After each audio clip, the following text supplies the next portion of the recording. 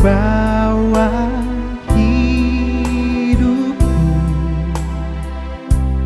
ku terima anugerahnya, Dia ampuniku dan bebaskanku. Dia ubah hidupku, baharui hatiku. Sesuatu terjadi saat datang di altarnya.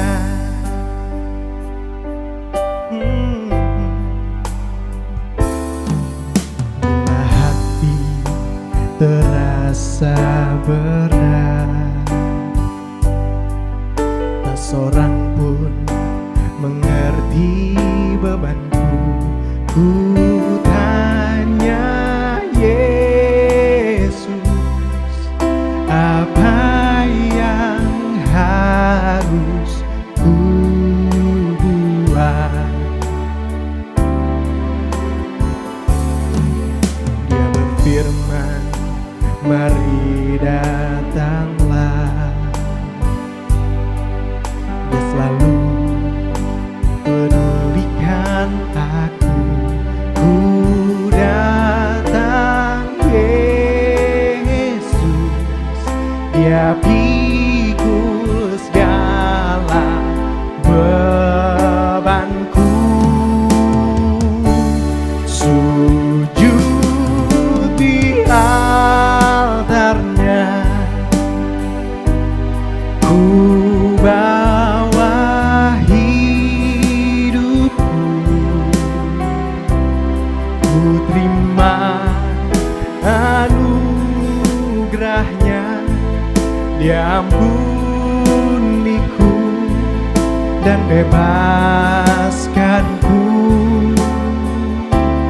Dia ubah hidupku,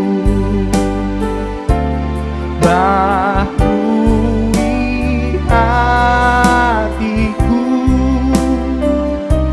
Sesuatu terjadi saat datang di altarnya. Sujud di altarnya, ku bawa hidupku, ku terima anugerahnya, Dia ampuniku dan bebaskanku. Oh, Dia ubah hidupku, baharui hatiku.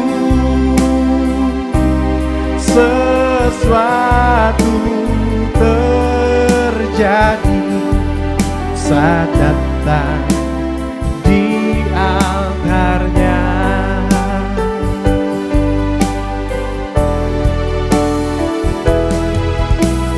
Yesus,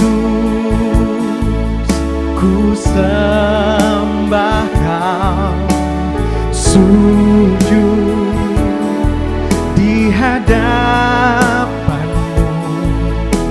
Keinginan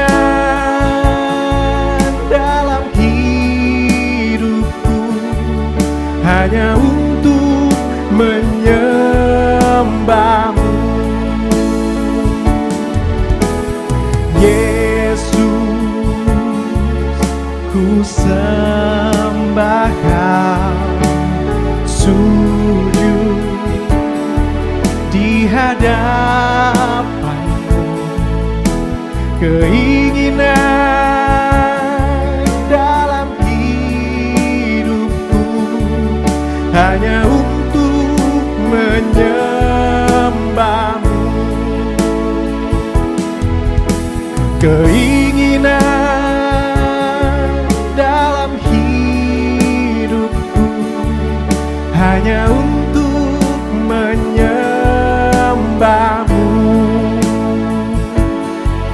hanya untuk menyembah-Mu, hanya untuk menyembah-Mu.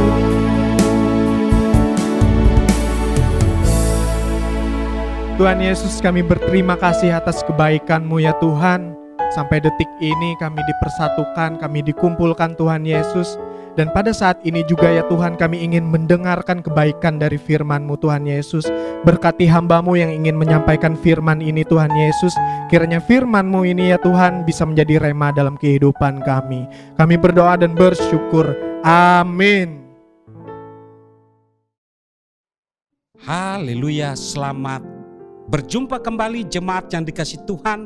Tidak terasa 1 minggu kita kembali lagi di tempat ini, di siaran ibadah online Shiloh Ministry, di mana saya percaya saudara yang menyaksikan siaran ini adalah saudara yang diberkati, disertai oleh Tuhan.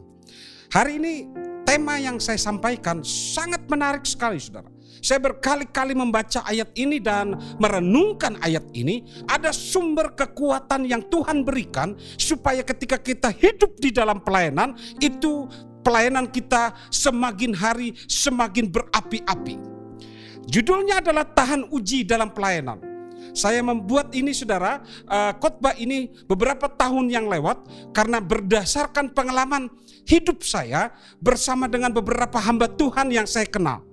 1 Korintus 11 ayat yang ke-19 demikian.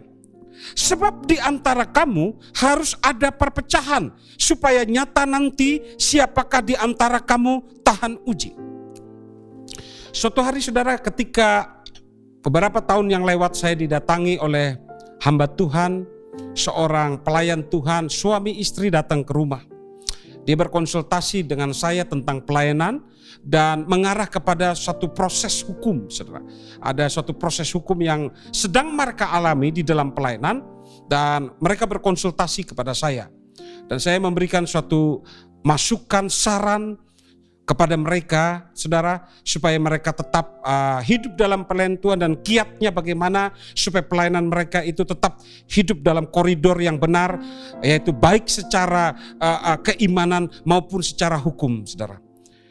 Kemudian saudara, pada beberapa minggu kemudian, setelah 2 orang hamba Tuhan, suami istri tadi datang, beberapa minggu kemudian datang lagi seorang hamba Tuhan. Saudara, ternyata hamba Tuhan yang datang ini satu pelayanan dengan hamba Tuhan yang suami istri tersebut. Dan dia pun berkonsultasi tentang pelayanan ya, yang kaitannya dengan hukum juga. Artinya pelayanan dan ada hubungannya dengan hukum, dan meminta supaya saya memberikan suatu saran, jawaban saudara, atau solusi jalan keluar atas masalah yang mereka alami. Dan terus terang, hamba Tuhan yang pertama datang dan hamba Tuhan yang kedua datang adalah satu pelayanan. Tetapi saudara, dari hasil pembicaraan, hasil sharing mereka kepada saya dengan waktu yang berbeda, baik yang pertama maupun yang kedua, ternyata mereka ingin, dalam lain kata, pecah kongsi di dalam pelayanan. Saudara, terus terang, ini sangat dilematis. Saya harus menyampaikan solusi, saya memberikan jawaban yang adil, tidak berpihak kiri dan kanan, tidak berpihak hamba Tuhan yang satu ini sahabat saya, hamba Tuhan yang satunya juga sahabat saya. Jadi saya harus memberikan jawaban yang tepat, saudara. Dan jawaban yang tepat itu hanya berasal daripada Tuhan. Roh Kudus yang memberikan jawaban yang tepat. Ketika saya merenungkan apa persoalan mereka, tiba-tiba Tuhan memberikan suatu ayat yang begitu mengena dalam hati saya, yaitu di dalam 1 Korintus 11 ayat 19 yang saya bacakan sekali lagi. Sebab di antara kamu harus ada perpecahan, supaya nyata nanti siapakah di antara kamu tahan uji. Saudara, sepanjang Alkitab yang saudara kita pelajari, sejarah ya, di dalamnya banyak cerita-cerita tentang adanya perbedaan-perbedaan antara yang satu dengan yang lainnya.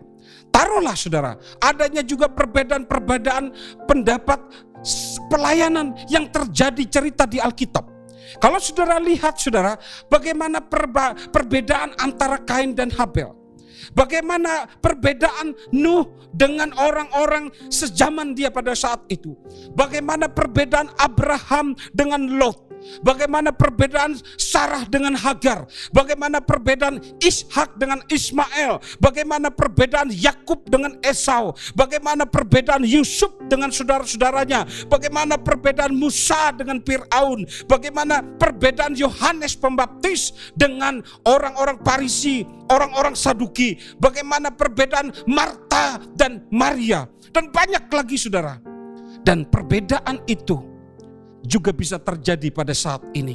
Walaupun kita sama-sama hidup di dalam pelayanan, mungkin terjadi perbedaan antara denominasi gereja A dengan denominasi gereja B.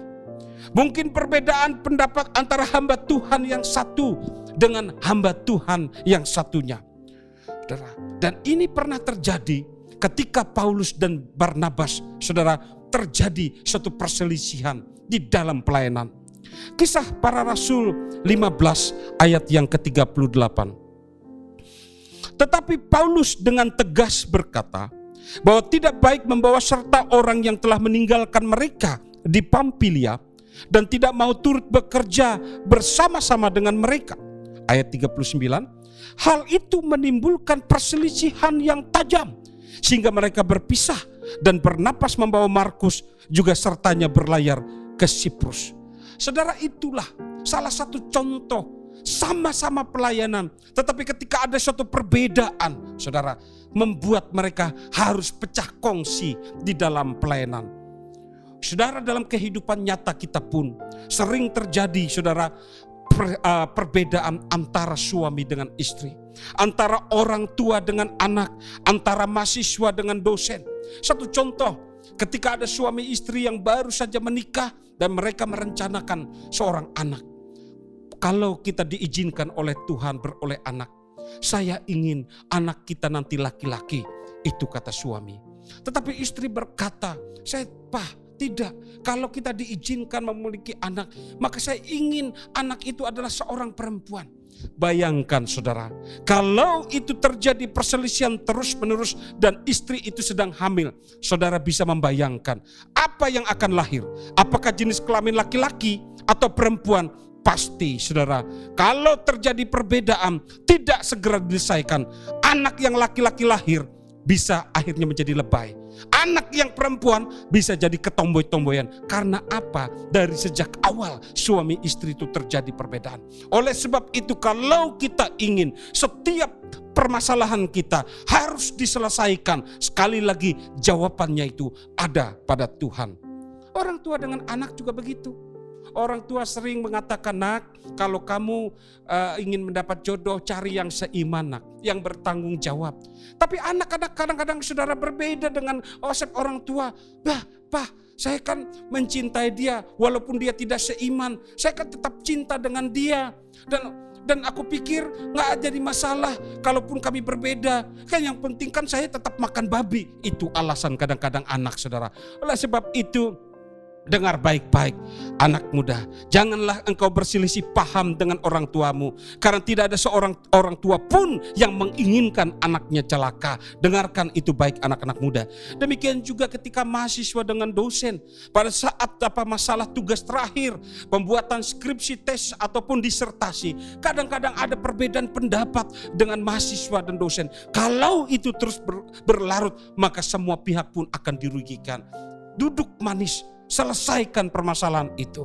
Bapak Ibu jemaat yang dikasih Tuhan, beberapa hari ini saya sudah saudara mendengar ada banyak, bukan hanya mendengar, menyaksikan keadaan realita. Karena saya saat ini masih tetap bekerja di pengadilan. Adanya banyaknya saudara perceraian yang terjadi. Kenapa itu? Karena adanya perselisihan demi perselisihan yang tidak diselesaikan. Sehingga apa? Sehingga akhirnya suami atau istri menggugat cerai karena itu disebabkan perselisihan yang tidak diselesaikan. Dengar baik-baik suami-suami, untuk senantiasa hidup berdamai dengan pasangan hidupmu, istrimu. Istri-istri, hiduplah engkau senantiasa menghormati, menghargai suamimu. Hiduplah berdamai dengan dia. Bapak Ibu jemaat yang dikasih Tuhan, Hari ini saya ingin menyampaikan buat saudara, bagaimana supaya kita tahan uji dalam setiap kehidupan kita, dalam setiap pelayanan kita. Yang pertama, bagaimana supaya kita tahan uji dalam setiap pelayanan kita. Perhatikan saudara, saya bacakan ayatnya saudara, perhatikan kata harus. Ya. Sebab di antara kamu harus ada pepercahan, supaya nyata nanti siapakah di antara kamu tahan uji. Perhatikan kata sebab di antara kamu harus ada perpecahan. Yang pertama saudara, perhatikan kata harus. Harus ini adalah berbicara tentang sesuatu yang real dalam hidup kita. Kita tidak bisa undur ke belakang, kita tidak bisa menengok masa lalu kita, tetapi kita harus melihat kenyataan hidup kita saat ini yang akan kita songsong mengarah ke depan. Itulah yang namanya kata harus terjadi. Kalau saudara hidup dalam pelayanan, ternyata saudara menghadapi masalah, terhadap persoalan, menghadapi kendala A, kendala B, mungkin ada kawan, mungkin ada teman sepelainan yang tidak sesuai dengan visi saudara, maka saudara harus tetap pelayanan. Jangan undur hidup dalam pelayanan. Kehidupan pelayanan saudara menjadi hidup itu karena Tuhan, bukan karena teman sepelainan, bukan karena orang. Itulah sebabnya saudara harus tegar, saudara harus kuat, karena penyertaan Tuhan itu nyata. Saudara perhatikan di dalam Yesaya 41 ayat 10. Janganlah takut, sebab aku menyertai engkau. Janganlah bimbang, sebab aku ini Allahmu. Aku akan meneguhkan, bahkan akan menolong engkau. Aku akan memegang engkau dengan tangan kananku yang membawa kemenangan. Saudara, kalau saudara hidup dalam pelayanan, jangan takut. Ada jaminan, ada kekuatan, ada pertolongan yang Tuhan berikan. Mungkin saat ini saudara ditinggalkan dalam pelayanan, atau saudara dijauhi oleh teman-teman sepelayanan saudara. Jangan menyerah, jangan takut, karena pelayanan itu adalah anugerah Tuhan. Saudara tetap melangkah dalam pelayanan, saudara tetap harus hidup dalam pelayanan, karena hidup pelayanan Tuhan adalah visi yang Tuhan berikan kepada saudara. Jangan undur, jangan menyerah, jangan takut, karena jaminan Tuhan itu nyata dalam hidup kita. Walaupun saudara mungkin berada dalam lembah kekelaman, saudara jangan takut, karena gada dan tongkat Tuhan itu yang akan menopang saudara. Kalaupun saudara mengalami pencobaan yang datang kepada saudara tidak melebihi daripada kekuatan saudara. Saudara, saya sudah mengalami banyak sekali suatu pengalaman dalam pelayanan.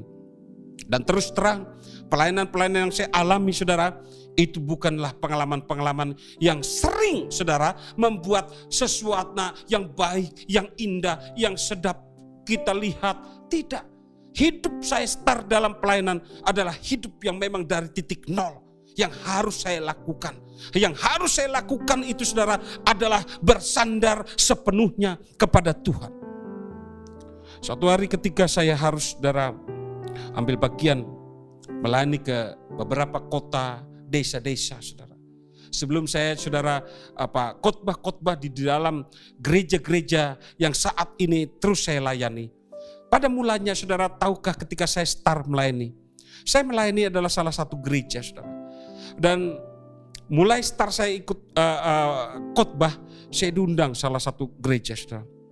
Nah, ketika saya hidup dalam pelayanan itu, diundang salah satu gereja yang kecil, datanglah saya saudara ke tempat, dan tempatnya sangat sederhana sekali.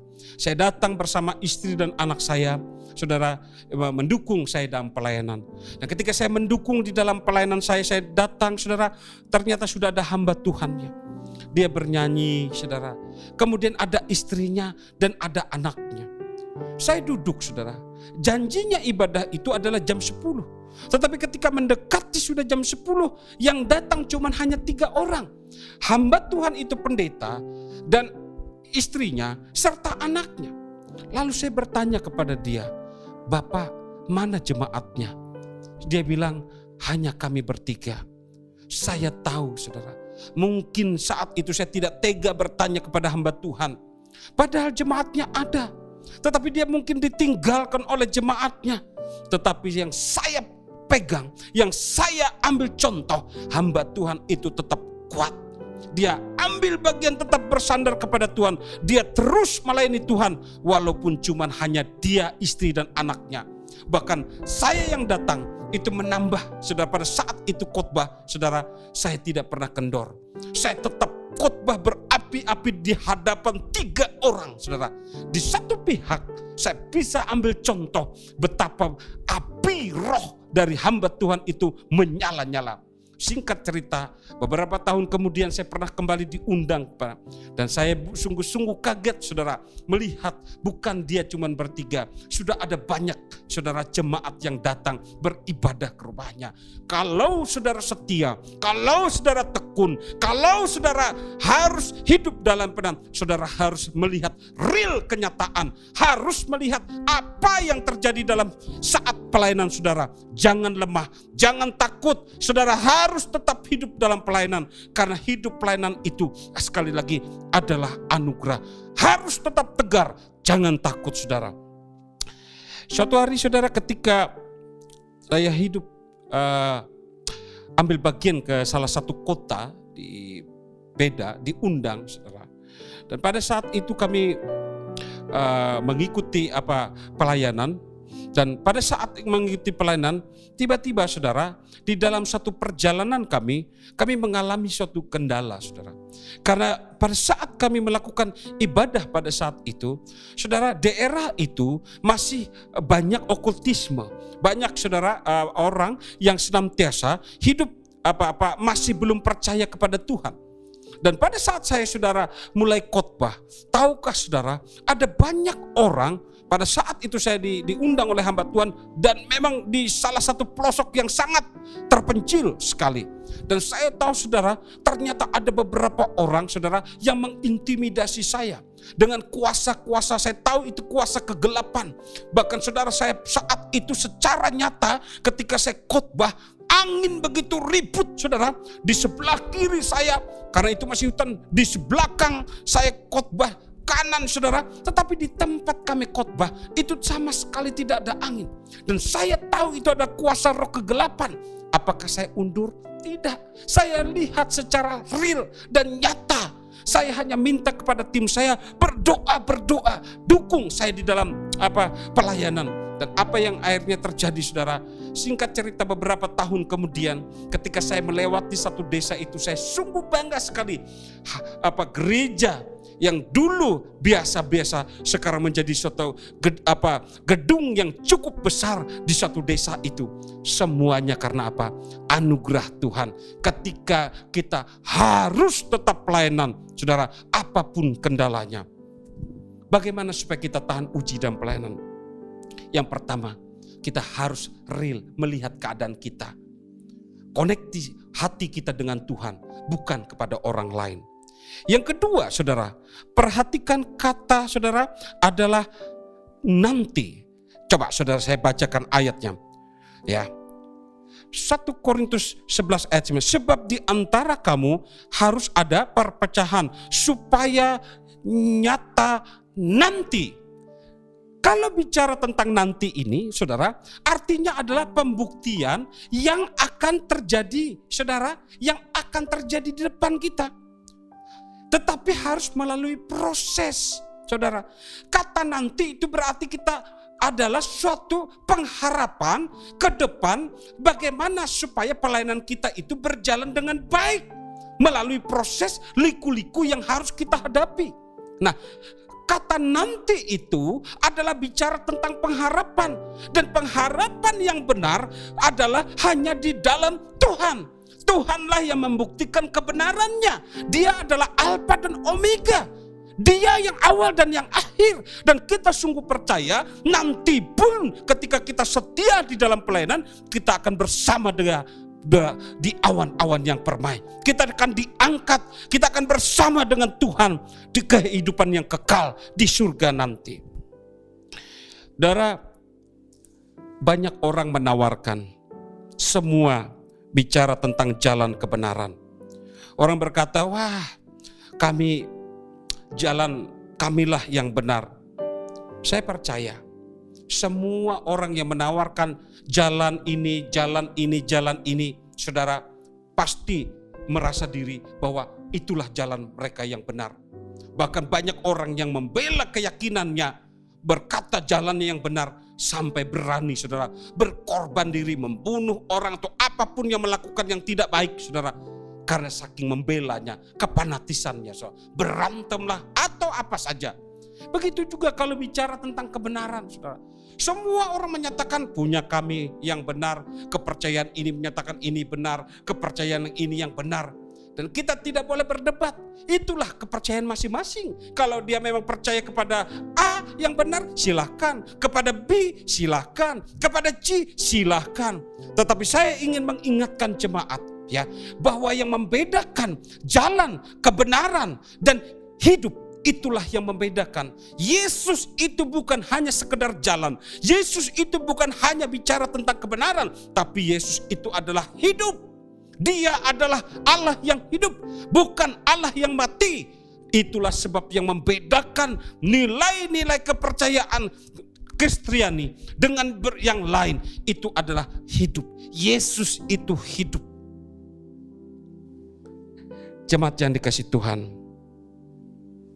kalau suatu hari, ya, saya pernah, saudara, mengalami sesuatu yang tidak pernah saya duga, yaitu saya pernah mengalami sakit, saudara. Ketika saya mengalami sakit, saudara, ada suatu kegelisahan dalam hidup saya.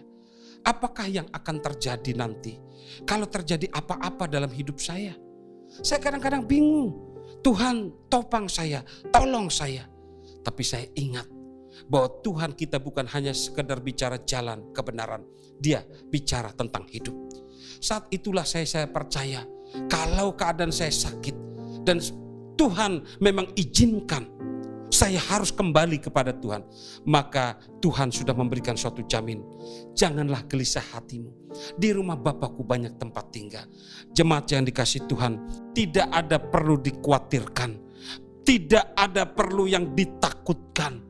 Ketika engkau hidup dalam pelayanan, kau setia hidup dalam pelayanan, maka suatu hari nanti jaminan daripada Tuhan itu terjadi dalam hidupmu. Saat ini di bumi seperti di surga. Saat nanti engkau menikmati hadirat Tuhan di surga nanti. Oleh sebab itu, saudara, ketika kita hidup di dalam kebaikan Tuhan, hidup di dalam pelayanan bersama Tuhan, percaya saja, kekuatan yang daripada Tuhan itulah yang membuat kita tetap eksis, kuat, sabar menanti janji Tuhan.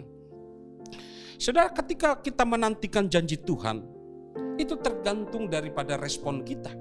Kalau saudara jemu, kalau saudara lelah, kalau saudara menyerah, maka saudara tidak akan pernah mencapai apa nanti yang dijanjikan Tuhan. Tetapi kalau saudara sabar, saudara kuat, saudara terus bergelora, saudara terus berapi-api, maka suatu nanti saudara akan mendapatkan kehidupan yang kekal, kehidupan yang baik, kehidupan yang diberkati oleh Tuhan. Respon kita terhadap apa yang dijanjikan Tuhan harus disikapi dengan hati yang penuh antusias, yang bergelora, yang semangat, yang hidup berapi-api melayani Tuhan. Ending dari setiap pelayanan bukan hanya sekedar ditentukan dari awal yang percaya, tetapi harus diakhiri juga dengan tetap setia dan percaya. Pelayanan yang baik diawali dengan percaya dan diakhiri untuk tetap percaya.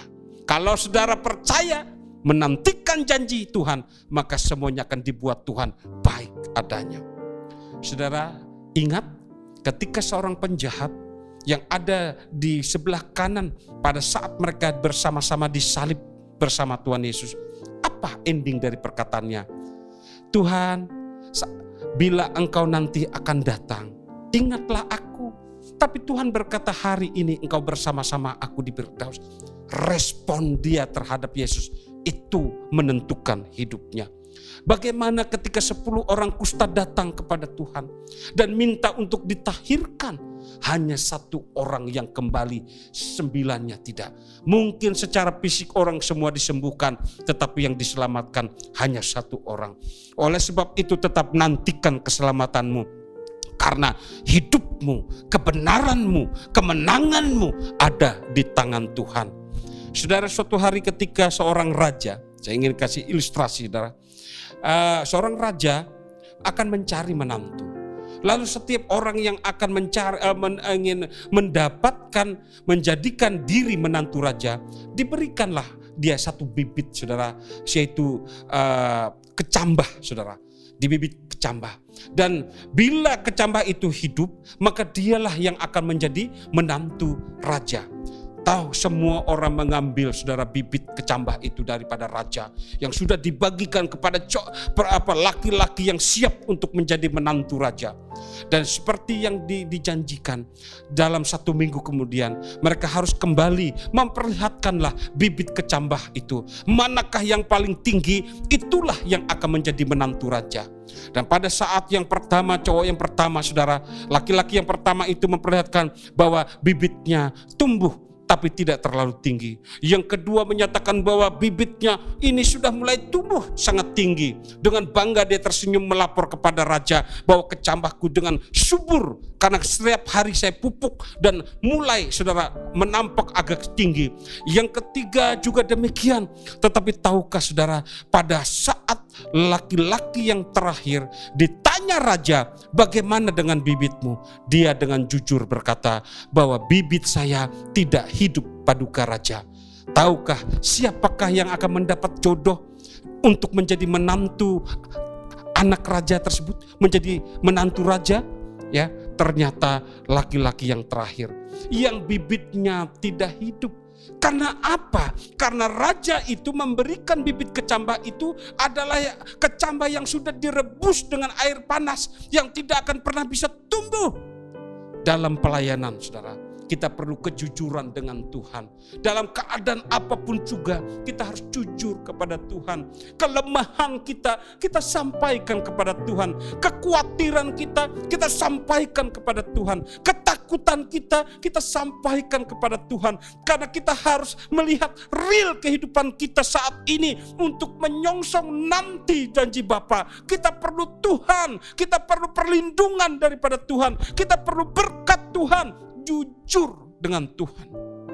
Kalau kita jujur, maka Tuhan akan memilah mana itu ilalang, mana itu gandum, mana gadis orang yang bijak, mana gadis yang bodoh, mana orang yang setia, mana orang yang tidak setia, mana itu kambing, mana itu domba, mana orang yang, saudara, yang memang hidup sungguh-sungguh, hidup jujur, hidup takut akan Tuhan, ataukah orang yang hanya sekedar pelayanan mencari sensasi sendiri.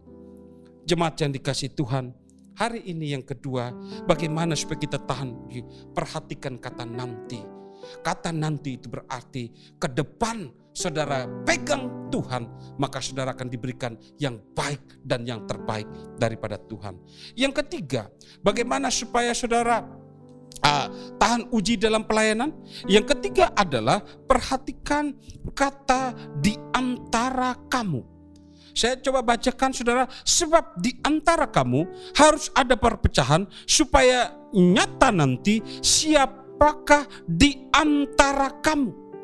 Kata di antara kamu berarti, saudara, itu adalah seleksi alam. Saudara akan tahan uji kalau saudara itu, ya, seleksi keadaan pelayanan saudara itu akan dipengaruhi oleh situasi, kondisi, kenyataan real yang terjadi dalam hidup pelayanan saudara. Kalau saudara tekun, kalau saudara semangat, kalau saudara berapi-api, maka itu akan membuat saudara akan tahan uji. Saudara akan menang. Roma 5 ayat 3 dan 8. Dan bukan hanya itu saja, kita malah bermegah juga dalam kesengsaraan kita. Karena kita tahu bahwa kesengsaraan itu menimbulkan ketekunan. Dan ketekunan menimbulkan tahan uji.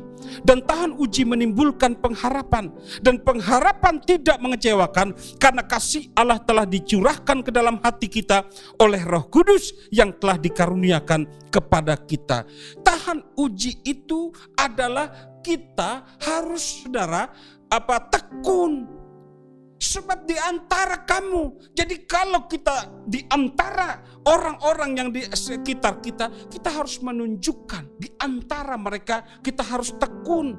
Walaupun kita mungkin mengalami kesengsaraan, tetapi kita harus tetap tekun supaya menimbulkan tahan uji. Karena yang kita lihat, saudara, ya, adalah ketika orang itu tahan uji, ketika orang itu bertahan di dalam pelayanan, dia akan menerima mahkota kehidupan. Yakobus 1 ayat yang ke-12.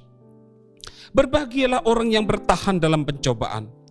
Sebab apabila ia sudah tahan uji, ia akan menerima mahkota kehidupan yang dijanjikan Allah kepada barang siapa yang mengasihinya. Saudara, itulah pentingnya kita untuk tetap kuat bertahan di dalam pencobaan. Untuk tetap tekun hidup dalam pelayanan, saudara. Keadaan apapun juga, janganlah perselisihan itu membuat saudara undur, membuat saudara hanyut dalam kesedihan yang mendalam. Tetapi biarlah perselisihan itu membuat saudara tetap tekun, membuat saudara tetap semangat di dalam Tuhan. Karena ketika saudara sudah tahan uji, saudara akan menerima mahkota yang Tuhan berikan buat hidup saudara. 3 hal inilah yang akan membuat saudara tahan uji dalam pelayanan. Yang pertama adalah kata harus. Saudara harus melihat real keadaan hidup saudara. Ukuran hidup pelayanan bukan kepada orang lain, tetapi Tuhan yang memberikan pelayanan kepada saudara. Yang kedua adalah perhatikan kata nanti. Nanti itu bicara tentang sesuatu yang akan terjadi ke depan. Kita perlu sabar, kita perlu bertekun, kita perlu tetap semangat menantikan apa yang Tuhan janjikan. Sebab penantian orang terhadap Tuhan tidak pernah mengecewakan. Dan yang ketiga adalah saudara perhatikan kata di antara kamu. Artinya apa? Artinya saudara, ketika kita di antara kamu, saudara, kita fokus hubungan kita dengan Tuhan saja. Karena apabila kita mengalami pencobaan, kita mengalami masalah, maka saudara tetap tekun, bersandar, berharap kepada Tuhan. Ketika orang yang tetap bertekun, yang tetap setia kepada Tuhan, maka dia pasti akan tahan uji. Karena bukan kuat dia, karena Tuhan sebagai pembelanya. Biarlah firman ini memberikan kekuatan, semangat, dan api yang menyala-nyala supaya hidup saudara hidup di dalam pelayanan. Tuhan Yesus memberkati. Saudara, baru saja kita mendengarkan firman Tuhan. Saya percaya biarlah firman yang disampaikan hanya Roh Kudus yang akan memberikan penerangan, kekuatan, penjelasan supaya saudara dan saya menjadi orang-orang yang sungguh kuat, tahan uji dalam ketika saudara menghadapi badai dalam setiap pelayanan. Hari ini saya akan berdoa spesial buat saudara, khususnya ketika saat ini mungkin pelayanan saudara saat ini agak melemah, atau pelayanan saudara terkendala karena ada COVID-19 ini, atau juga pelayanan saudara menjadi sedikit undur karena situasi kondisi keuangan yang tidak mendukung. Tapi percayalah, hari ini saya bersama-sama dengan jemaat di Shiloh Ministry akan berdoa buat saudara yang menyaksikan siaran ibadah online ini. Saya akan berdoa buat saudara supaya saudara tetap tahan uji ketika saudara hidup dalam pelayanan. Bapa, aku berdoa di dalam nama Tuhan Yesus.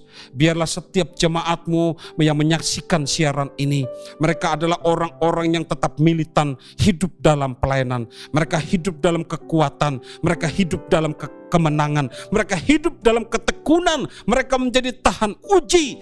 Jamah mereka Tuhan, apa yang menjadi keperluan mereka, apa yang menjadi kendala hidup mereka, Tuhan topang tolong mereka, berikan kekuatan, berikan solusi, berikan Tuhan sesuatu yang terbaik yang datang daripada Tuhan. Bila itu mereka saudara pecah dalam setiap pelayanan, jangan buat mereka undur, tetapi mereka tetap berapi-api. Ladang pelayanan itu adalah milik-Mu Tuhan, maka Engkau yang menempatkan mereka untuk tetap ambil bagian dalam melayanan Tuhan.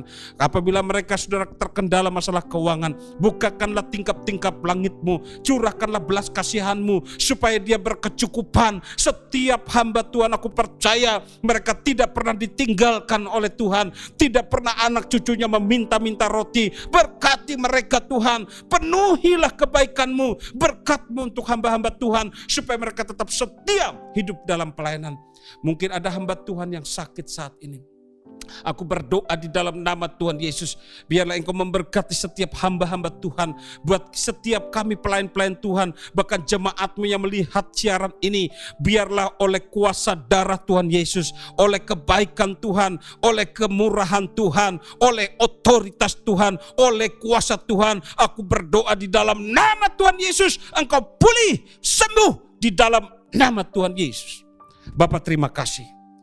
Menyerahkan sungguh kehidupan jemaat-Mu ke dalam tangan Tuhan. Biarlah kasih karunia Tuhan, perlindungan Tuhan memberkati. Mazmur 91 ayat 1-16 terjadi. Kami hidup dalam perlindungan Tuhan. Tidak ada kena sakit penyakit, virus, sampar, infeksi, kuman, atau apapun juga yang akan mengganggu, menggerogoti hidup kami. Kami tolak dalam nama Yesus. Tapi tutup bungkus kami dengan darah-Mu. Berkati setiap jemaat-Mu supaya mereka hidup dalam kekudusan, hidup dalam kebenaran bersama dengan Tuhan. Doa yang terbaik juga buat bangsa negara kami Indonesia, buat presiden kami Jokowi, buat pemerintahan kami, buat kota kami. Engkau memberkati Tuhan negara ini, memberkati Tuhan kota kami, memberkati di mana kami berada. Kami aman dalam kasih karunia Tuhan, kami dilindungi oleh Tuhan, kami disertai oleh Tuhan. Bapa, terima kasih, menyerahkan seluruh jemaat-Mu dimanapun mereka berada. Biarlah kasih karunia Tuhan menyertai mereka selalu. Di dalam nama Tuhan Yesus kami berdoa dan mengucap syukur. Haleluya. Amin.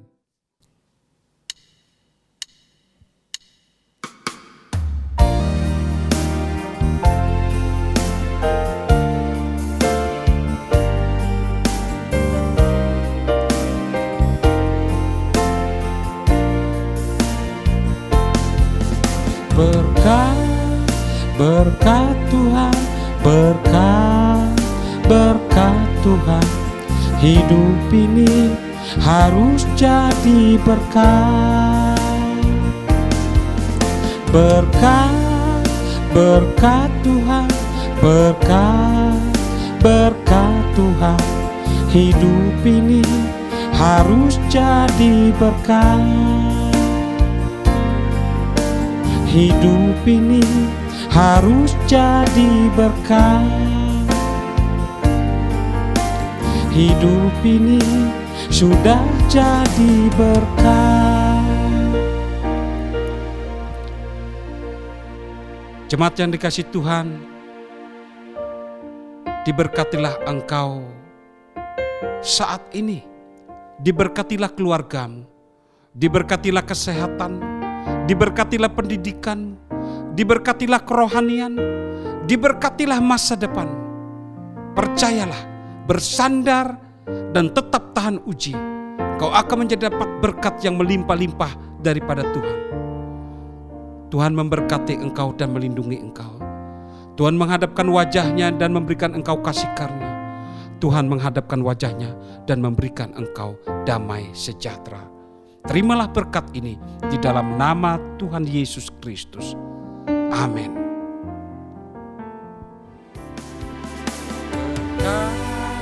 Berkat Tuhan, berkat Tuhan, hidup ini harus jadi berkat. Berkat